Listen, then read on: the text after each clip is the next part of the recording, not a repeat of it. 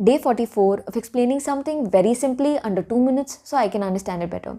Today I'll talk about the genes in cancer. So there are two main types of genes, tumor suppressor genes and oncogenes.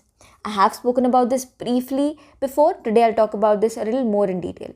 So what are tumor suppressor genes? These are like the brakes of a cell. So their normal job is to stop a damaged cell from growing. But when a mutation occurs in cancer, now they cannot stop the damaged cell from growing. So there are two copies of each gene. In tumor suppressor genes, both the copies have to be lost or inactivated in order for tumor suppressor genes to not work. What are oncogenes? Oncogenes are like the accelerator of a cell. So their usual job is to tell a cell when to grow. If there's a mutation in cancer, this makes them permanently active. So now the cells are continuously growing. And here again, there are two copies of oncogenes as well, but only one mutated copy is enough.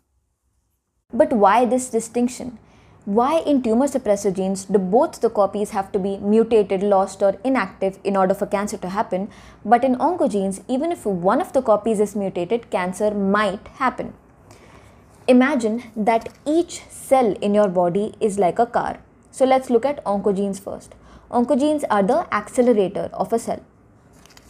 A car has two accelerators. Both are normal first. Now a mutation happens. Accelerator 1 is normal, accelerator 2 is mutated. That means it's stuck in the on position. So accelerator 1 tells a cell to divide when it's supposed to divide. Accelerator 2 is always on. It will keep telling a cell to divide. It will keep sending a signal to the cell to always divide, permanently divide. So even though one gene is normal, the second mutated gene would still tell the car to speed up, would still tell the cell to divide. Now, tumor suppressor genes are the brake of a cell. Every gene has two copies. So, two copies of tumor suppressor genes in one cell, two brakes in a car. Both are normal.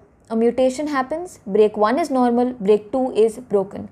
But the car can still stop because brake 1 is normal. It will tell when the car has to stop. So one gene is still normal, it will still tell the cell when to stop dividing, when it is damaged and when it should not divide.